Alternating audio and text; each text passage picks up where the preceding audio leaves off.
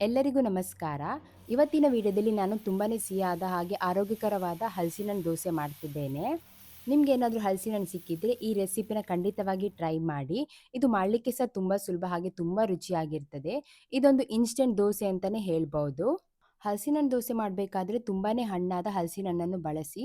ಹಣ್ಣೇನಾದ್ರೂ ಸಿಹಿ ಕಮ್ಮಿ ಇದ್ರೆ ನೀವು ಅದಕ್ಕೆ ಸ್ವಲ್ಪ ಬೆಲ್ಲ ಸೇರಿಸ್ಕೊಂಡು ಈ ದೋಸೆಯನ್ನು ಮಾಡ್ಕೊಳ್ಬಹುದು. ಹಲಸಿನಣ್ಣನ್ನು ತೆಗೆಯುವಾಗ ಕೈಗೆ ಸ್ವಲ್ಪ ತೆಂಗಿನ ಎಣ್ಣೆಯನ್ನು ಹಾಕ್ಕೊಂಡು ತೆಗೆದ್ರೆ ಉತ್ತಮ. ಯಾಕಂದ್ರೆ ಇದ್ರಲ್ಲಿ ಸೊನೆ ಇರ್ತದೆ.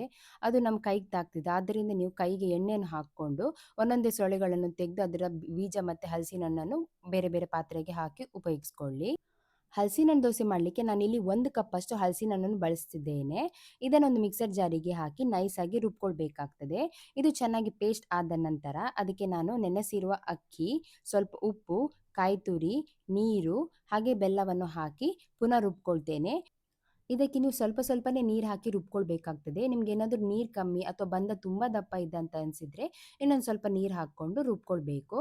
ನೀವು ಇಲ್ಲಿ ವಿಡಿಯೋದಲ್ಲಿ ನೋಡುತ್ತಿರುವ ರೀತಿ ಕನ್ಸಿಸ್ಟೆನ್ಸಿ ಇರಬೇಕಾಗ್ತದೆ. ಇದು ತುಂಬಾನೇ ದಪ್ಪ ಇರಬಾರ್ದು ಹಾಗೆ ತುಂಬಾನೇ ತೆಳು ಇರಬಾರ್ದು. ಆ ಕನ್ಸಿಸ್ಟೆನ್ಸಿಯಲ್ಲಿ ಇರಬೇಕಾಗ್ತದೆ. ಇವಾಗ ನಾನು ಕಾಯುತ್ತಿರುವ ತವೆಗೆ ಸ್ವಲ್ಪ ಎಣ್ಣೆ ಹಾಕಿ ಬಿಸಿಯಾಗಲಿಕ್ಕೆ ಇಟ್ಟಿದ್ದೇನೆ. ಅದು ಬಿಸಿ ಆದಮೇಲೆ ನೀವು ಈ ಬ್ಯಾಟರನ್ನು ಹಾಕಿ ದೋಸೆಯನ್ನು ಮಾಡ್ಕೊಳ್ಳಿ. ಮೇಲ್ಗಡೆಯಿಂದ ಸ್ವಲ್ಪ ತುಪ್ಪವನ್ನು ಹಾಕ್ಕೊಂಡ್ರೆ ರುಚಿ ಇನ್ನೂ ಚೆನ್ನಾಗಿ ಬರ್ತದೆ. ಆದ್ದರಿಂದ ನಾನು ತುಪ್ಪ ಬಳಸ್ತಿದ್ದೇನೆ.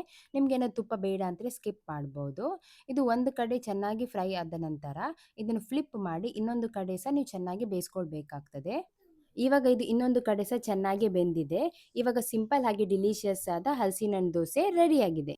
ಹಾಗೆ ನಿಮ್ಗೇನಾದ್ರೂ ಈ ವಿಡಿಯೋ ಇಷ್ಟ ಆಗಿದ್ರೆ ಲೈಕ್, ಶೇರ್ ಮತ್ತೆ ಸಬ್ಸ್ಕ್ರೈಬ್ ಮಾಡಿ. ಮುಂದಿನ ವಿಡಿಯೋದಲ್ಲಿ ಸಿಗೋಣ. ನಮಸ್ಕಾರ.